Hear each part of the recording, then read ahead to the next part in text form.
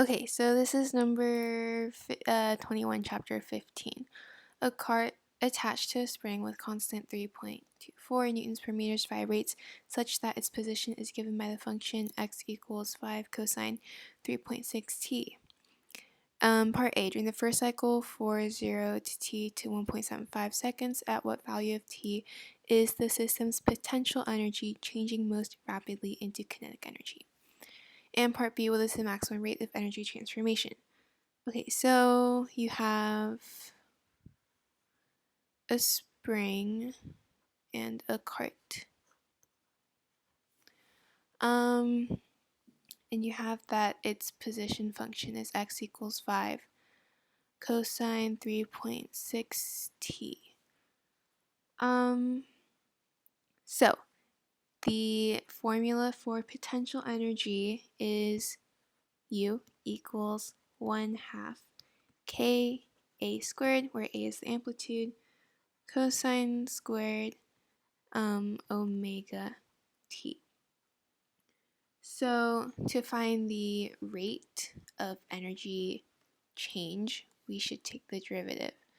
So du dt equals 1/2 k a squared, and to differentiate cosine squared, remember that cosine 2t equals 2 cosine squared t minus 1.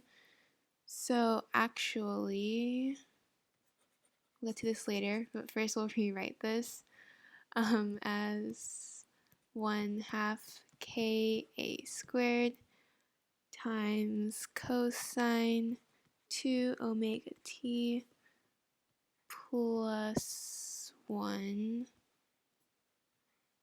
and then all over 2, because we just substituted this in there.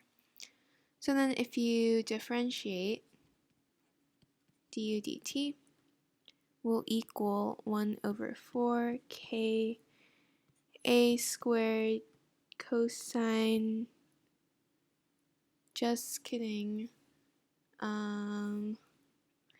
it will equal 1 over 4k squared times negative 2 omega sine 2 omega t.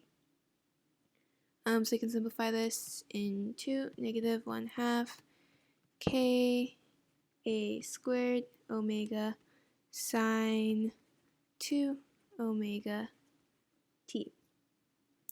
So part A asks, at what value of t is the system's potential energy changing most rapidly?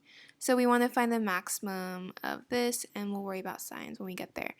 So this will be a maximum when sine 2 omega t is equal to 1. And it's not negative 1, because if it was negative, then that would be the rate that kinetic energy changes into potential energy. Because this is a negative, it's saying that energy is being changed from potential to kinetic. So we want to keep this whole expression negative, because that's what the question's asking for. So we want sine 2 omega t to be positive 1. So when that happens,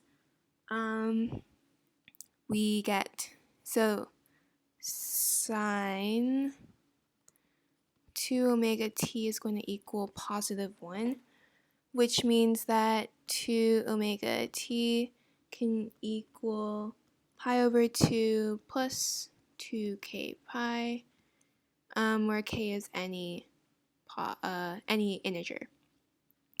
So it turns out that it worked for the time interval given. It works for 2 omega t equals pi over 2 and 2 omega t equals 5 pi over 2. And those are the only ones that work. For w, that equals 3.6 from the given equation for the position. So then when you plug everything in, you'll get that t equals 0.218 seconds and 1.09 seconds. So that's the answer for part 1, or part A. So part B asks, what is the maximum rate of energy transformation? So all we have to do for that is, so I'll rewrite du dt equals negative 1/2 ka squared omega sine 2 omega t. It asks for the maximum rate, so it doesn't matter what the signs are.